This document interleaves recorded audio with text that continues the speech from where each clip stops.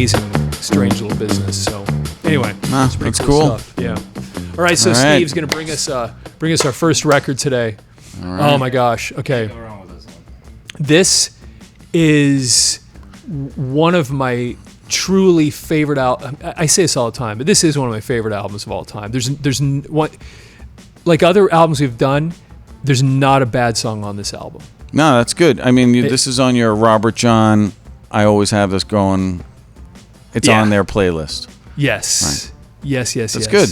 This is Billy Squier, Don't Say No. I remember the big hit when this came out that was so huge was, of course, the song The Stroke. Right. Everybody, have you heard? If you're in the game, then Stroke's the word. And then boom, boom. Yeah, had that cool beat. Man, it was so great. But yeah, and the lyrics were just... Billy Squier was awesome. I think I told you before, I saw him on the Emotions in Motion tour. And did I tell you who opened up for him on the Emotions in Motion tour? Sammy Hagar? Nope, it was Def Leppard. Def Leppard opened up for Billy Squier on the Emotions in Motion tour. That's now, crazy. Everybody, including me, was there. I was a Billy Squier fan at the time, but everybody was. Def Leppard was going. This was Pyromania, so they were going. They were taking off. So everybody was there. Def Leppard, Def Leppard, Def Leppard, and to be perfect. And I'm a kid. I'm what, 13? Yeah. 14. Even I realized at the time Billy Squier was better. Isn't that strange? Def Leppard has never been, in my opinion, never been a great live. They're one of the greatest bands ever. Their live performances. Billy Squier, on the other hand, walks out on that stage and he owns the place. He's so good. I have my Billy Squier theory. Okay, what's that? Because he's got a lot of great songs on this one, right? Billy Squier is the victim of the MTV generation, because that's when this album came out. I can't remember what year it was. I think it was 81, probably early 80s, right? Look. Check it out. But Billy Squier looked like somebody you can hang out with. Yeah. And the guy's just talented, right? Well, MTV kind of blew the doors off. 81. All of that, right? I want my MTV, bro. I mean, that's the... Def Leppard, MTV. I mean, you look at the videos for all the songs on Pyromania. I mean, they just had fan appeal. Billy Squier, songs were strong. I just think he was a victim of... I mean, he looks cool. He's actually a really good-looking dude. And... a great stage presence, incredible voice. Right, but great can that translate into... yeah, you're right. It didn't really. I think he's just an MTV casualty. And I'll tell you something. That's my theory. No, I tend to agree with you, but I think a lot of people think that his career died, and I've heard this from many, many people. 2 albums later, when he did that video for, I can't remember what it was, but the whole video is kind of walking around an apartment doing this weird dance, and it was so contrived. Weird. And everybody believed that that's what brought down his career, was this video that he did. God, I'll think of the song in a minute, but I think it was on the album Signs of Life, and it was, he had 2 really good tunes on that. I can't remember what it was, but even Paul, I saw an interview with Paul Stanley, or maybe it was in his book. He talked about this too. Like, that video is what killed Billy Squier's career. I don't think that's true. I think what killed his career is his music started going bad, because this album was great and it sold like crazy. Emotions in Motion had 2 really good songs on it, and other than that, it wasn't that great. Signs of Life was even less. 1.5 really good songs on it, and then by the time he got to the next album, and I was buying all of his stuff, and I was like, because you got hooked on this album, and I got to a part like, I just don't like his music, and he's like, well, it destroyed his career that he made this music video that was so weird. Nah, I think his music just started going crappy, and people just didn't like it. I didn't like it. I think we've talked about how you have artists that come out and they have years of preparation. I think we talked about this when we were talking about Black Sabbath. Then you get a shot in the arm because of the change of the lineup. Yeah.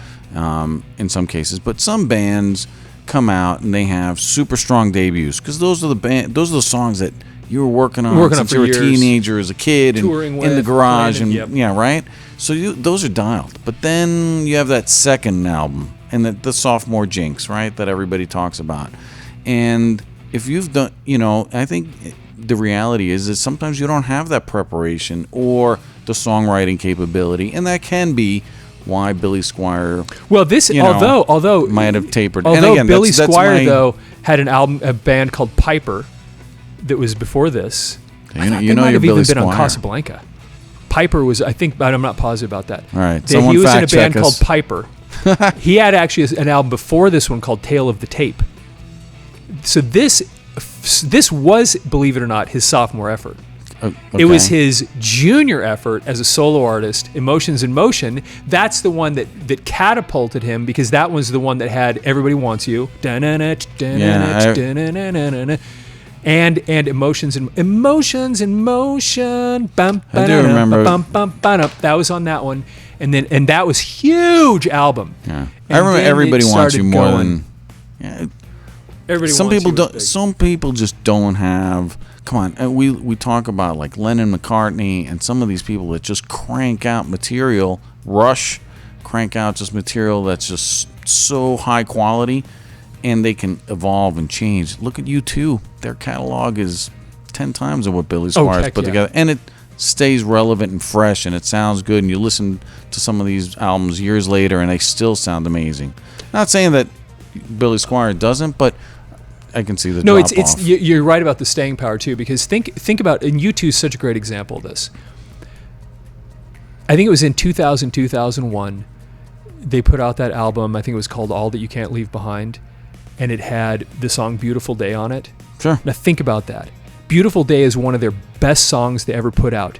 They were 20 years into their career, and they're still putting out their best music. That's who can you name that does that? No, I think nobody. That was so singularly unique that band, they're still putting out top shelf great music 2 decades into their career. I think Vertigo. I mean, not to get off topic here, but I can name off still a bunch of U2 They're stuff. Great. One of the best. We can do an episode strictly just on U2. Yeah. They're an amazing thing. Actually, I seen a weird picture of Bono just getting on U2, holding a T-shirt saying something like "Cool Grandpas listen to U2," because I mean That's we're funny. kind of that age, I'm right? A grandpa. I'm about to be another grandpa here in a few months too. Congratulations! Yeah, crazy. Not so me. Not so me. I'm not on that camp yet. That's funny. No, it has nothing to do with me, of course, but. So I saw this was an interesting cover. Never made. I mean, he's sitting here holding is it a Telecaster? Yeah. He's got. Yeah, he's got a Telecaster, sitting on what looks like maybe a bathroom floor or something. I don't know, barefoot. That was cool though. I actually kind of always liked the. Yeah, I mean, he's got the kind of moppy hair. I think this is one of those things. Again, kind of. I mentioned the MTV influence to the record industry, and I think, again, I think that's my theory. But I think good music back in the day. You really didn't have the videos were, there, but I think you needed stronger songs to get the airplay, to get the things on there, and I think your collection of songs, we talked about that before. It's not like you can just download a song like you can today. Yeah. You got to put the needle down, and it's playing through the tracks. And if you have a crappy song, you lose an interest. Where I think your collection of songs throughout the tracks, the stronger they are, the more engaged listener you have. And I mean, that's how we know a lot of these oddities with some of these artists. And as you know, way more Billy Squier info than I do, is you've listened to the songs. Yeah. Track 1 through track 5 or 6 or whatever it is per side. And I mean, if you only got 1 or 2 and it's the first song, dude, I don't know how many albums I had. Tons. I have tons of that stuff. You got one good song and then you're like, I'm done. Yeah, that's right. So back to the album, kind of just part 2 of that picture track list there. See, and I liked In the Dark. In the Dark was a good tune. It was a great song. That got a lot of airplay. So songs, In the Dark, The Stroke, great. My Kind of Lover. My kind of lover. Yeah. No. Oh, that was so great. I mean, it's a strong. That's 3 singles. You know what I right like there. is a great tune. Tell me, you know what I like. 2 days gone. That's the last song on the. Then Lonely as a Night. Lonely as a night when you find yourself alone. That's 4 singles right there that got a lot of airplay. And then What Do You Want From Me? That one I don't know. What do you want from me? I am what I am. What do you want from me? Hey, going. Great tune. Yeah, that actually got airplay, I'm pretty sure. Nobody knows. That was a slow song. I Need You. Boom, boom, boom, boom, boom. That was another one. And then Don't Say No. Don't say no. Don't say no. That was there were so many great tunes. Anyway, this was just a rock solid. I mean, you name effort. 4 solid singles. They got tremendous airplay. At least, on the radio that I heard for sure. And then, I mean, Billy Squier's got. I mean, you can live off those 4 songs. It probably is living off those 4 songs. Still. And then you got My Kind of Lover, which was one more hit. I mean, that's pretty good career. He did great for himself as far as his career. But where is Billy Squier today? Yeah, What's got he short doing? hair and he plays every once in a while, and you don't see much of him. So it's on the inside. Oh, that's a cool Kind of shot. a cool picture. Like I said, he was a good-looking dude. But where's that hand coming from? Hello. That's a great picture. I mean, that's kind of actually really funny. I can't see it very well because I have my glasses on. Is it a fake hand? Is it a real hand? I gotta look at this closer. Billy, we need you to tell us. Is that hand fake? Is it like a weird prosthetic shoved in there? That is, because what would be hey, I've got an idea. Let's get a hand and let's stick it in your jacket. Well, I mean, the way it's set up, there could be somebody like a girl behind him with her hand in there, got her nails done, and they're sitting there. But it's black and white, so they could be out because he's got his one hand there on his hip. Yeah.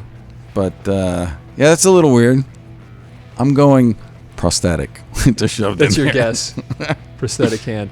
And then there's the label on the inside. And I thought it's similar to the cover where they have what looks like kind of a courier font with all. Yeah, it is cool. I mean, I dig it. 1981. 1981 is when this came out. Progressive, you got color. Got a little bit of color on there. He's not Capitol following Records. the standard. He's with Capitol Records, which is pretty serious business back then. So let's just take a look on the inner ring and see if there's anything unusual, since we've seen that in a few records. I don't see anything fun. Nope. Just standard stuff. So, and then did we show this side? Just lyrics. No, right? yeah, just as usual lyrics and credits Lyrics and thank yous and that kind of stuff. So anyway, I know you're a Billy Squier fan. That's good. I was so into this dude. And like I said, it was so interesting because even at my young age, when I saw him with Def Leppard, everybody came to see Def Leppard and everybody wanted to see Def Leppard. But even there was just something about one of these bands is a real pro act, and the other one that's why they a have little more like a garage band, and that's what Def Leppard seemed like to me. And they're great. They have great music, but that's a great double bill. Presence, right? Yeah. Oh yeah. Def Leppard. You got your money's worth. You remember what you paid for that ticket? Probably $18, I bet. Yeah. I want to say been 83 that's probably. Think about the best tickets, best bang for your buck. Which $18 in the '80s was a ton of money. Yeah. It was a big deal. When you're making $2, $3 delivering papers or whatever. Yeah. I'm trying to think. I think my Madison Square Garden, I saw David Lee Roth with Steve Vai, and Poison opened up, and I think I paid $15, $16, about the same. It was pretty good gig. I mean, that was in the whole David Lee Roth super hype fame, surfing out in front of the crowd, just like you would see in the Just Like Paradise video, which was actually played super awesome. Yeah, Steve had the double neck heart guitar that he'd play. Yeah, talk about over the top stuff. 80s, man. That's what it was all about. That was pretty good. Yeah. Well, Billy Squier, man. That was awesome. Good pick, Steve. Nice, Steve. Let's grab record number 2 for our 3 random records. Good pick with Billy Squier. I love Billy Squier. I know you do, man. I don't know what it is. I hear that name and I'm like, dude, I love Billy Squier. I just have always He's one liked of that those guy. artists, that you like. It's just, and there's artists that you look back on, and it's just they just bring back like, oh man, I love this guy. And, yeah, he was definitely one of those people. Sweet, I know what this is. What's that? I might want a Billy Squier though. Yeah, this was all right. this was interesting because this was Journey Frontiers. This was their follow-up to Escape, which was huge, over the top, giant, massive, monster, mega everything. Yeah, it you was had so big. many good songs. I saw him on that tour. Did I tell you that? Do you know that? Mm-mm. I saw them on that's the one Escape band tour. I've never seen. My dad took me. He said that he was going to take me to. So I was a Boy Scout, and I had my star rank advancement. That's as far as I got, man. And he said, Star. and it was like, if you will. I said, if I get my life advancement, will you take me to a concert? Any concert I want to go to? And he said, sure. Right. So Journey Escape. Journey was where we went. Who? Greg Kinn Band opened up. Oh, okay. They don't ride like that anymore. Greg Kinn, that was I it. know. And then, so we went and saw Journey. It was on the Escape tour. How many good songs did Greg Kinn really have? He had maybe had one more song. That was one it. more. No disrespect, Greg Kinn, but I don't think he had Yeah, one he- other that I thought was cool, but it never really got big. no. So, Good job getting the gig with Journey, though. but it's on so tour. interesting because this, really, opening up for Journey, for heaven's sake, on that I mean, tour. He's still telling his friends about it. Dude, I opened up for Journey. On the Escape tour. Right. You know how many people were yelling at me? Play Open Arms. Yeah, exactly. Get off the stage. Don't stop believing to get off the stage, Yeah. bro. That's right. Yeah. Sorry, Greg Kinn. You're going to show up and kick my ass, but I'll hold my own, man. Right. But this album was a little bit of a departure, which is a reference to another Journey album. Right. Was a little bit of a departure because it didn't have the little scarab flying beetle thing that they had on some of these I other never albums. understood the Beatle thing. Yeah. But they had it in a bunch of different of their records. you And then know. it turned in, then they got this alien head thing that Which kind is of weird. somehow translated to the back of the album, which is the parachuting thing. So I laugh So- because so- I so just weird. know. It's just... Look, you just come off an awesome ass-kicking album that just sold millions, right? I Yeah. mean, Journey Escape, I got for Christmas one year with Back in Black, AC/DC, Oh my Journey gosh. Escape, and Foreigner 4. Those were my Christmas presents. okay, those were three killer. 3 killer albums. Yeah. Journey Escape's one of them, right? The Killerest album, Back in Black, and then really killer albums. Yeah.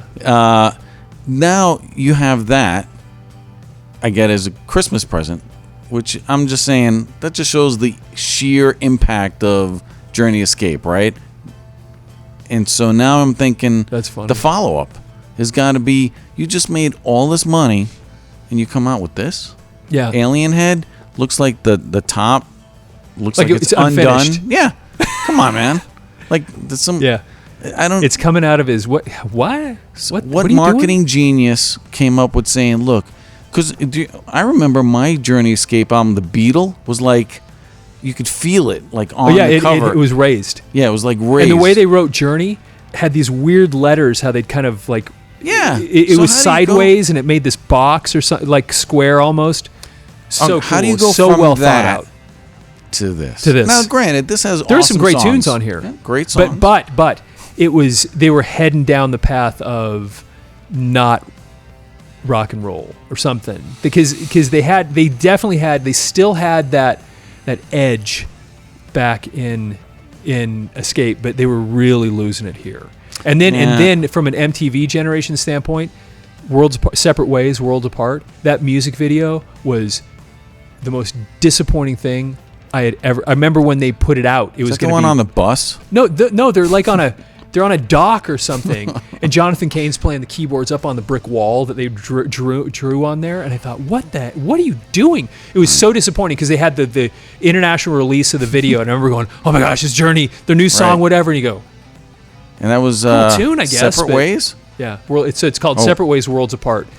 It's here we stand, Yeah. worlds apart, hearts broken into I thought, two. Yeah. Oh, that's right. He's on the dock, and he's kind of like, just Wasted eyes, breaking ground. I'm reaching for you, you. Feeling that Freaking it's Steve gone, Perry. I'm in. oh gosh. So that man. was a great tune. Separate Ways. Send her my love. No, roses. right? It's a Those great are tune. great. But that tune, man, that was you could feel it changing. They were really changing. That was Nice. Dude, are they just? Do you think they changed to cash in on Open Arms and Jonathan Cain's Well, writing? yeah, because okay, so I think we might have talked about this before. You know where Journey came from. It's a spinoff from Santana, It was a spinoff right? from Santana, exactly. Not a lot of people know this. Neil Schon, Greg Raleigh and Neil Schon were in Santana's band, Yeah, right? exactly. And so the San song, Francisco Prodigies, and that's where Neil Santana's Schon from. joined Santana. He was like 16 years old, Yeah. a kid, and so An Santana afro, handpicked him, but Greg Raleigh and Neil Schon, who started Journey. Right. Greg Raleigh sang Black Magic Woman. I think he's the one that sang that song. If you listen to Santana, he's the one singing it. Oh, no kidding. So then they left, formed the band Journey. They had, 3 albums, and they were going nowhere fast because they were kind of this progressive jazz almost like thing. I never listened to them, but they had that whatever yeah, sound. It's only like, progressive, yes-ish So type then their of manager sound, came in right? and said, here's your new lead singer, handed him Steve Perry. Steve Perry walks in there and basically starts taking over the band. And the reason he was able to do it, even though it wasn't his band, is because he's what made him famous. But and he then- wrote these tunes. But then And Jonathan Cain, but that's the thing. So then Greg Raleigh leaves the band right before Escape. okay, And then they pick up Jonathan Cain, who was with the Babies. right? And he and Steve Perry were kind of working on some music one night, and he played this little ditty, which was Open Arms. And Steve Perry goes, "What's that?" And Jonathan Cain said, "Well, it was something John Waite didn't want in the Babies." And Steve Perry goes, "That's his loss. We're using it." Put out Open Arms, biggest hit in the history of Journey's career, big Right. time. And at that point, Steve Perry and Jonathan Cain were like, "We're in charge now." Yeah. And then that's where Faithfully came from. Yeah. Power And- struggle within the Yeah. band. And I mean, nothing against Neil. And rightfully so. They're the ones that made him famous. Neil Schon's a great guitar player, don't get me wrong, but he's not the reason they became famous. They became famous because Steve Perry was the front man and because Jonathan Cain came in and handed them these just mega hits. Yeah, like Faithfully, which was on here. I'm forever yours, faithfully. Sure. Highway run under the midnight sun. Chain reaction. That was a great tune. After the fall. Dude, you still kill me with it. You can just read. Side 2, I don't even know. You kill me that you can just read the song and you can sing It's the funny. tune. No, dude, I think that's like, what was that game show? Name That Tune? Where they That's pretty play funny. I mean, dude, you're like reading them and singing them away. I find that impressive because I can't remember anything like that. Now, the funny thing about the back of this album, and it probably wasn't obvious to them when they made it, but there's those faces are all superimposed. Look, This is not a photograph of Journey flying through the air. This is a superimposed photograph where they do cut not- out heads and stuck them on these bodies. that it looks bad. It's terrible. It's green screen at its worst. And then when you go inside the album, which we'll show now, Okay. you'll see that a couple of these heads Are the are same actually heads. the heads. I mean, look at them. Hey, listen, we're gonna put you guys in this gear, skydiving gear. We're gonna take photos. They're gonna cut your heads out and stick them on pictures of guys that are actually skydiving. skydiving. No, trust us. But look at in here. I mean, The same the same what is- unfinished journey. and pink, Dude, kind of man. like your pink shirt, like Yeah, we talked dude. about earlier. So they're putting pink in the record. It's going off the rails here. Yeah, dude. So I, let's see what else they have down here. Produced by Mike Stone. I remember him being around. I don't remember much about him though. So then then on the back. This was an unfortunate color scheme because they have this light pink and this white, and then they put yellow over it. again, But the man. marketing of you just got off Journey Escape. Seriously, How do you do this? Yeah, how that's do a you good point. screw it up? You're They playing, still had huge You're hits. playing with house money. But yeah, exactly. How can you mess it up? And then so here we go. We're gonna put on here's side one, and then what they do on this is kind of. Let's take the great picture of them skydiving and. I got an idea. Let's take that picture that we looks can see fake. Them spinning around. But if it's this small, they might not notice. Because that was back in the day when we didn't have Photoshop, and it was a lot harder to get it to look real, and you just shouldn't have tried it. Oh. Man. And their side, same thing on their side. Let's take a look at the inner Columbia Records. ring What and were see you if there's thinking? something else interesting in here. But Nothing in there. Maybe they went maybe this is like the economy route. We're not spending a whole lot. We're just going to cash in. I think that may have been. But come on, you have the time to really hit it out of the park. And you know what? Some might say that they did when you look at the music, because those were Faithfully was such a mega hit. Mega hit to follow up on, again, Open Arms. Yeah, because how do you follow up on Open Arms? Man, Faithfully, I don't think anybody's ever followed up on a big hit with another thing that good. Right? I mean, to follow up Open Arms with Faithfully is a pretty big deal. Yeah. How many times did you dance at a dance to Open Arms as a slow song? Oh, growing up, seemed like you hear the first few chords and you're like, okay, I got it. It's a slow. All right, even Steve danced a slow song to Open Arms. And Faithfully, dude. All right. Yeah, and he's way younger than us too. Yeah. All right. Those are big tunes. Those are big tunes. That says a lot. Just saying. Yeah.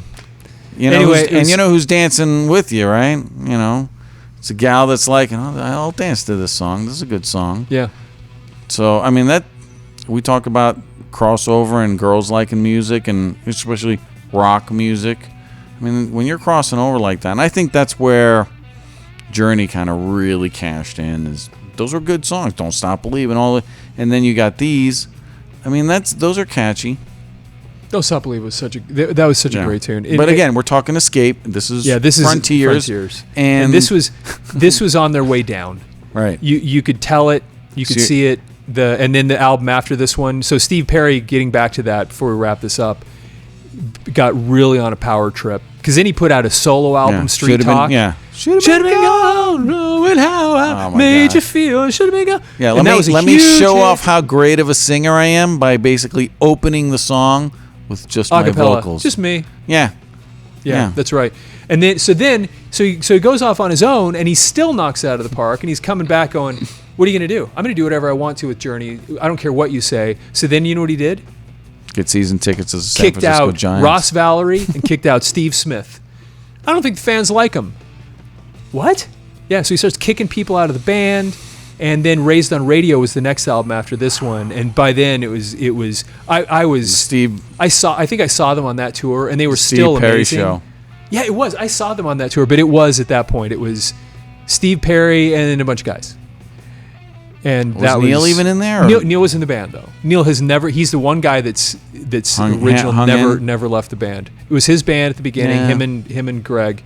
So anyway, getting the money. All right. That's our signal. Somebody's calling me, and that's the end of that album. Good. All right, Steve. Let's get this one. We're in high demand. We'll move on to our next record. That's awesome. Thank you.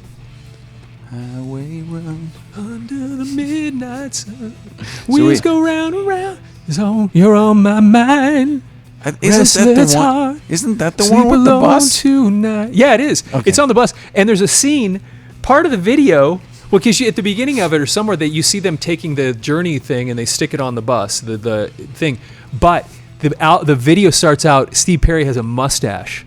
And halfway through the video, he's sitting there with shaving cream on his mustache staring, and then he shaves it off. And it was truly, the situation of my life right this second. Being apart ain't easy on this love affair.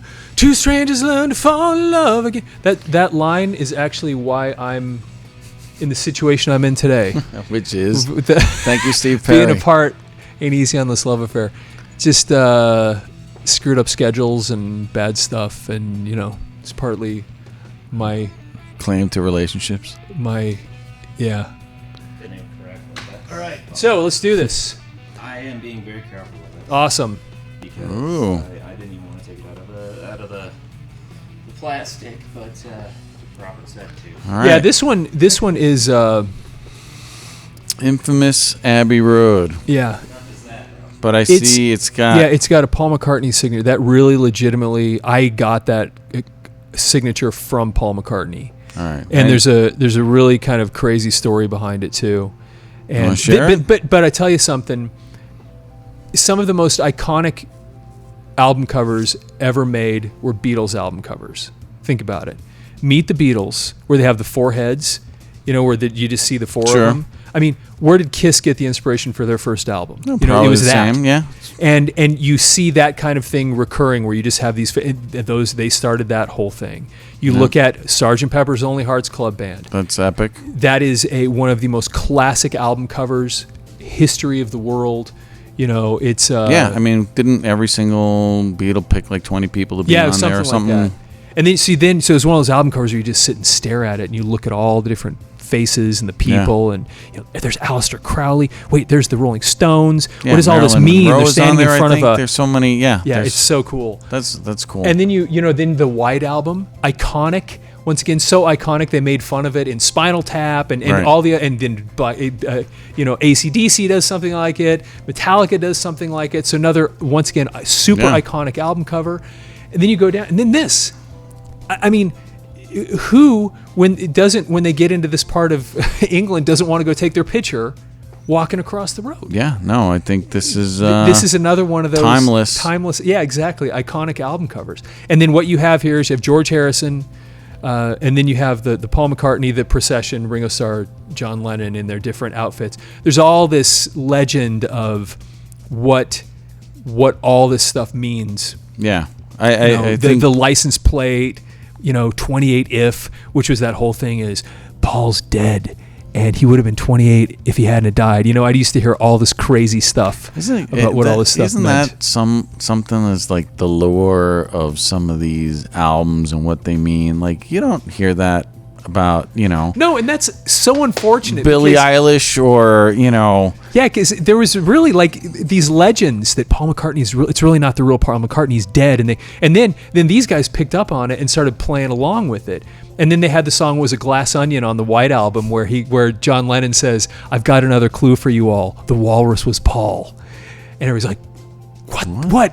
Wait a second. Walrus is symbolic of death, right?" And then all this crazy lore that goes around it. And But again, we didn't have, So much or fun. that generation, not we, but I think that generation didn't have the internet. And hold on, with a walrus, well, let me Google that. They didn't have that. Yeah. So I think these kind of stories and lores of, the symbolism behind some of these albums, I mean, you'd hang out and talk about it, because how else do you kind of figure it out? It's like, I mean, I think that's kind of makes that kind of grow. The legend grows because you're spreading it word of mouth. You're talking to friends. Hey, what does that license plate mean? And what is, why doesn't Paul have shoes? What the hell's up with that? Yeah. I mean, there's all these things, and you start figuring out. because he's a corpse. Yeah, maybe. And you notice he's out of step. He's got the wrong foot. The other three have the right, the 'Cause one he's foot in dead. front of the other, and his exactly. It was all that stuff, and everybody was having fun with it, and they were too. And Personally, I like this era of the Beatles because they just, I grew up listening. My parents liked, or specifically my mom liked, the Beatles a lot, and but it was the era of them, the clean shaven and the kids with the ties and the, and they're just playing around right now. I'm just being the Beatles, Ed Sullivan kind of shaking their heads and doing but I personally like their darker kind of side where they kind of with Rubber Soul and some of the things that kind of weren't as, poppy. Granted, I love all the older stuff. I mean, that stuff I can play all the time. And but I like George's look. He's all denim and he's got the beard and look. And I mean, and John with his white suit. Come on, man. I mean, John Lennon was cool. and all the facial hair. Yeah. It's so yeah. interesting when you look at through trajectory. Because when did this come out? 69? I don't remember what year this was. It would have been right around 68, 69. It had to be. But when you think about the trajectory of their career, They really hit in about 64, big. Right. That was Meet the Beatles. 5 years later. I mean, every album they put out was better than most people's best of albums. Sure. I mean, again, we talk about the strength of songs, the volume of songs in a 5-year span. And that's the thing that's so crazy. 5 years. And not just the songs, but the changes. Because they started out with the mop top, kind of clean cut, everybody. And then to this, and everything in between. I mean, in 5 years. It's shocking. Yeah, you can take each album and create like a sub-genre of just how they are, looks. Yep. I mean, it's pretty incredible how they reinvented themselves from album to album. People who don't like the Beatles, I can't relate to them.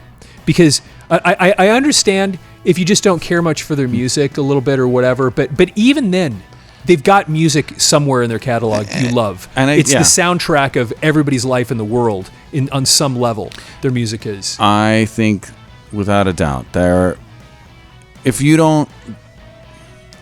they transcended. They were one of the bands. It wasn't like they were just another rock band. They were this thing. Right. They were their own. What kind of music does the Beatles play? You watch. What do you say? I don't know. When you watch like Help or any of the movies they did with the people chasing them, and they were kind of joking around and making fun of themselves, and it's just there was nothing like that ever prior to them. I mean, with the people chasing and the girls crying and the things when they come out and start playing. Elvis had that impact on girls, but there'd never been a band. There'd never been a thing like this. And especially writing their own, because Elvis never wrote his own music. That wrote their own music. They were revolutionary in almost every possible way. I mean, they were impacting fashion. They were impacting everything about society.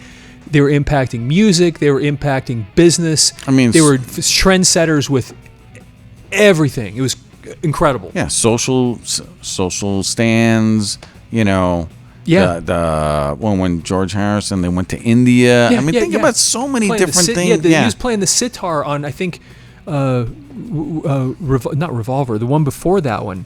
I mean, they were bringing in these Indian instruments. Revolver was a cool album cover as Revolver? Well. Yeah. That's my favorite album. It's the pencil one that looks like it's just kind of drawn out. Rubber Soul's the one that I think the first time that they had the We Were Talking. No, that was the wrong song. Anyway, but they did have a song on Rubber Soul, I think, that had some sitar on it. Yeah, that was it.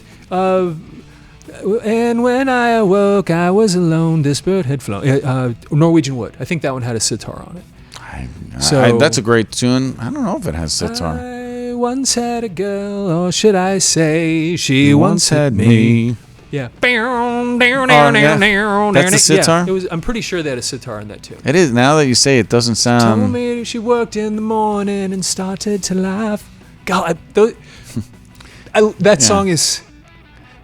That's the other thing. They were great lyricists. I mean, that song, just those few sentences that they had, the whole story, you can picture all of it.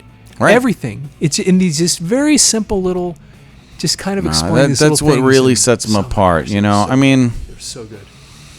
Yeah, I can't say Gene and Paul created that same picture in my mind growing up, but you look back and I think that's where you appreciate, because you can listen to them and close your eyes and you can picture Penny Lane, or wherever the story that they're painting lyrically and the music behind it. It's pretty awesome. And certainly that's for all, a lot of their stuff. And they influenced literally everybody. Yeah, a whole generation of people. Including the Rolling Stones. Yeah, absolutely. And they were their contemporaries. Yeah, and these guys, I mean, because you start talking about Kiss there. Gene Simmons, Paul Stanley. Yeah. What was it that they saw that made them think they saw them on the Ed Sullivan Show? Sammy Hagar. They saw the Beatles. You just go down the list, man, and everybody's like, I saw the Beatles, Ed Sullivan, Beatles, Ed Sullivan, Beatles, Ed Sullivan, and it just changed the world. And that's like, I can do that too. Mm-hmm. And that's here in the States. I mean, also globally. I mean, think about Ed Sullivan was the impact to Americana, right? But I think back in England, they were already, Liverpool's Oh, yeah. finest. I mean, they were already huge, and I mean, let's not kid ourselves. They cut their teeth on the German. Yeah, that's You right. know. They were playing in Germany, Hamburg. Yeah. So and I think what was their first hit back in England? Was it Please Please Me? Please please me, whoa yeah, like I please you. I don't know. Is that how it goes? My girl, go. I know she never even saw. Come on. I think that was before all this, Start and that was singing might have been the Beatles first songs. one. Anyway, I got to tell you the story. I want to hear about the story about the signing, the because the signature. fact that you have an authentic Paul Paul McCartney signature. Give me the So it's a story. great- it's actually really- how did it happen? kind of a strange story. Is that camera recording? I'm just going to check. You can see the red light? That's the part I'm stressing about, whether or not I hit record. You can't see the red light because of the... Wait, no, I can see red light. Wait. Is it blinking? Yeah. Okay. It's, on that side. Yeah, you can, as long as you can see the red light blinking. I Okay. can see a red light. Okay. Tell me about how you got the signature. So one day, Because that's not, dude. Let me tell you, you're talking Sir Paul McCartney. To have something signed by No. him is already here's the like. thing. Once Michael Jackson died, who is a more important pop culture icon on the planet Than a Beatle. than one of the Beatles, and especially Paul McCartney, who wrote all the songs? Yeah, vast majority. Well, he and John, of course, but Right. but they just kind of split up songwriting credit, because one time it'd be heavily Paul or heavily John, but then they just kind of became Lennon McCartney. So, which is a whole nother interesting story about this album in particular. But I'll make this brief. But it was such a great story. So, some friends of ours found out where they believed Paul McCartney was staying downtown after a concert, which hotel he was in. And they wanted to drive down and try to meet the guy coming home from the concert. And Okay. I had seen him on the tour before, but I wasn't there that night on this tour. And I'm thinking, I don't want to be that dude that goes and hangs out and bugs people and standing out in front of it, but my kids really wanted to. And I thought, okay, this will be fun. We're gonna we'll go just do go this. we'll just go downtown, or we'll just go do this. Right. So I grabbed my Abbey Road album, because everybody said maybe he'll sign it, maybe. And I'm like, okay, we'll go. And my daughter grabbed her. We had a CD of Revolver, so she brought that with her. So we go downtown. This is in Denver, Colorado, Okay. and we're standing out in front of the hotel that we were told he was going to be in. It's one of like the Ritz-Carlton. It was the big, really, really expensive hotel in downtown Denver. So we go down there and we stand out in front of this hotel, and we're kind of off a little ways from the entrance because people are gathering over there, and I'm sitting there with my kids, and more people are starting to gather. Not a lot, I mean 30 people, something like that, and 30 total. probably, Yeah, and okay. I think it grew over time. But I mean, I get there It's and not too there's many. It's people all right. out there, yeah, but it became a lot more. But so we're standing out there, and then at some point, some security guard comes over and he goes, "We're not saying Paul McCartney's coming out here, but we need everybody in a straight line up against that wall, no bunching up." And I thought, oh, okay. So we kind of like This get might in a happen. straight line. I thought that's Thinking. weird, But you can understand if Paul McCartney's around, especially because it's Paul McCartney, and especially what happened with John Lennon, you're not going to like public places where people are kind of just disorganized. Yeah. I mean, I wouldn't have Yeah. thought of that, but yeah, I mean, Of you course. think about that, right? Yeah, I mean, guess- so deranged fans. I mean, that's Yeah. why John's not with us anymore. yeah. So we kind of stand there, and then about 10 minutes later, these security guards come over and say the same thing, and we're just kind of standing there. Then, as we're out there, all of a sudden, this massive tour bus pulls up in front of the hotel. Now, here's me. I'm with my kids, Alex, and I can't remember if my daughter Bailey was there or not, or Brandy. I just remember Alex because something very specific happened with her. We're standing out there, and I'm thinking to myself, you mean to tell me Paul McCartney He's gonna walk is on out. that bus, and he's going to walk off that bus, and I'm like, Paul McCartney. This is the soundtrack of everybody's life. He is a part of it. Mm-hmm. Everybody in the world knows his music. So we're sitting there, and like 5 minutes goes by, And I'm thinking, there's just no way, and then the security guards keep walking back and forth, back and forth, back and forth. And then all of a sudden, this door opens, and Paul McCartney comes jumping off the bus. Hey, and he comes running over to all of us, standing in this line over there next to the thing. And everybody, and these security guards come over and they're like, you do not touch him. You don't ask him questions. You don't, whatever. If he signs something, you don't do, and they're like really, really getting aggressive about what we cannot do and what we have. So we're like, and then Paul McCartney's walking over and I just couldn't believe, like, oh my gosh. This is really happening. It's really him, and he's really standing there. And once again, this is a big deal because, like I said, he's the soundtrack of my life for sure. I mean, I've been listening to this since I was a little kid. Right. It's something our parents always listen to, right? Yeah. Like I said, you put it on. I mean, the Beatles. everybody in the world knows this guy. So now we're in this line, and he's standing there. He starts signing autographs, and we're getting closer and closer and closer. Working his way up and I'm to you thinking to guys. myself, you mean to tell me I'm going to be standing there with Paul McCartney? I mean, it was just crazy. Wow. Okay. So then, what was so amazing about it? So I walk up there, and I guess this was way too obvious an album to bring. I thought about it later. I thought I should have brought something more obscure because probably everybody picks this one. But anyway, so I got up there. See, I would have brought the White Album because then his signature's just popping So out, obvious, yeah. right? But Captain Obvious. Yeah. Bring the White Album. So so it's so funny. So I get up there next to Paul McCartney, and I'm actually taller than Paul McCartney, and which is not supposed to be the case. Paul McCartney is supposed to be 15 feet tall, godlike, and I'm taller. And there's this kind of short English guy standing there. Hello. And he looks up at me, hey, champ. And he calls me champ, and he grabs my record, and he starts signing it. And I'm going, dude, what? I was like, wanted to say something, but I'm thinking I'll sound like an idiot. Say? If I say something, I'll sound like an idiot. I'll just say thank you. And I think that's the thing. That's it. But then as he finishes signing it, my daughter Alex is standing next to me, holding her white, and she's a huge Beatles fan. Huge. I taught her well. She's a huge Beatles fan, and she at this point is just tears, just that's how losing it. And so he looks over at her, and Paul McCartney reaches over and he grabs her and he pulls her up and he goes, there. And he kind of hugs her for just a second, and I go, I can't even. And he talks to her for a second, and then he grabs her little thing and signs it for her. And anyway, that's the thing that was so amazing incredible. about it. Once again, getting back to the beginning of the story, who is more important from entertainment, pop culture, whatever in the world? Nobody. Dude, he is it. He's godlike, and he didn't have to do that. Clearly, none of these people were at his concert because he just left. So we're standing out there. We didn't pay anything. We were not at his concert. Didn't have to do squat. He didn't have to nothing. And he's also been doing this for 40 years or whatever it was at that point. Yeah. And the fact that this man got off Way that longer bus, than that.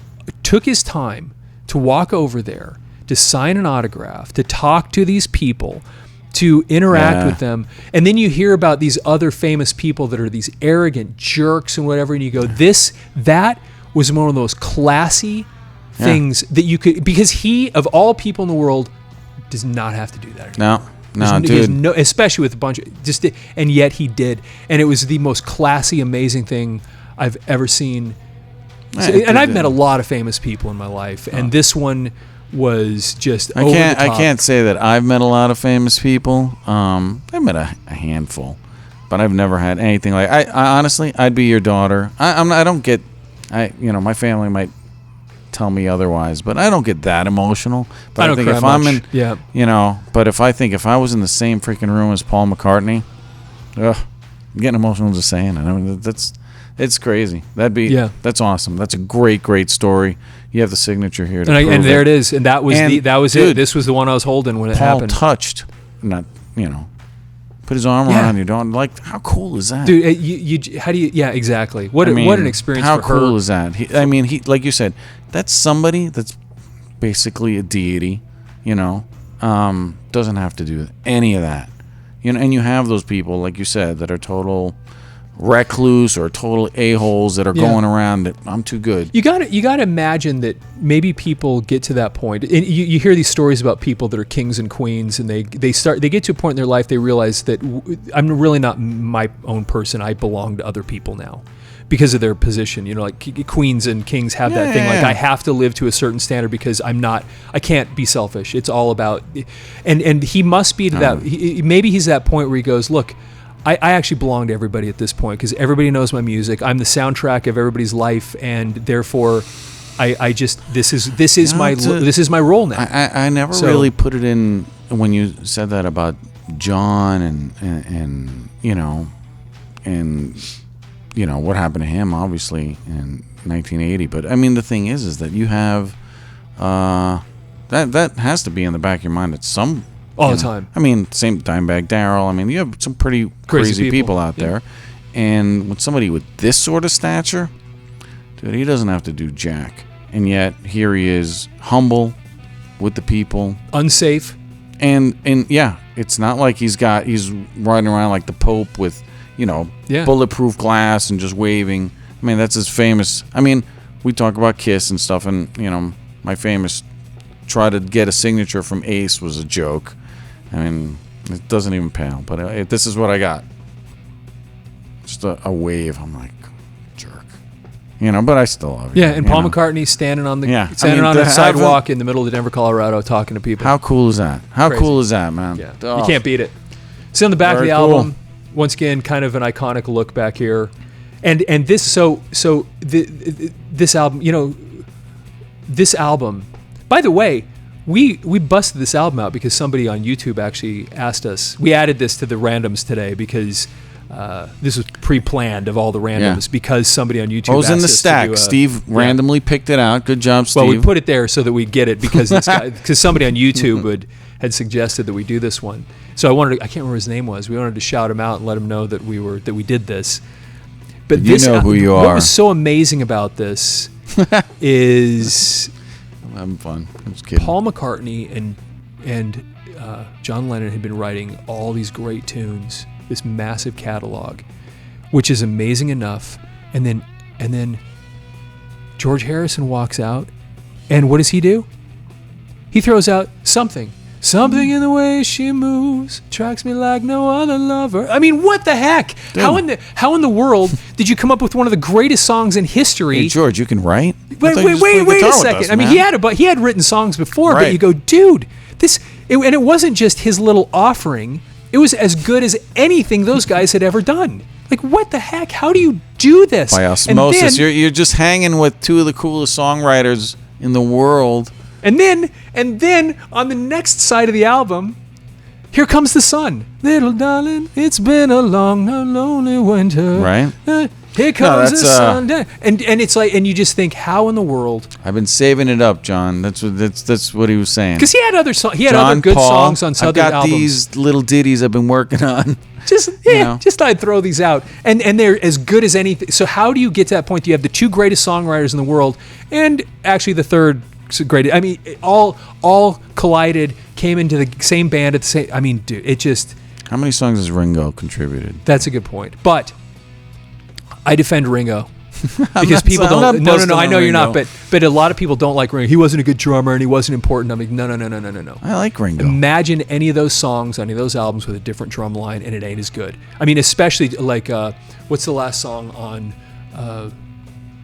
Tomorrow Never Knows? Tomorrow Never Knows. It's the last song on Revolver. I think that's what it's called. And you listen, and it's in the drum line. It's this repeating pattern. It repeats and repeats and repeats through the whole. It never changes through the whole song. And it was him. And he came up with these unique. He had the most unique beats. You think of "Come Together," these weird drum beats that he came up with. And it was just nobody was. Ringo was the perfect person for the perfect people at the perfect time. I mean, he was the best.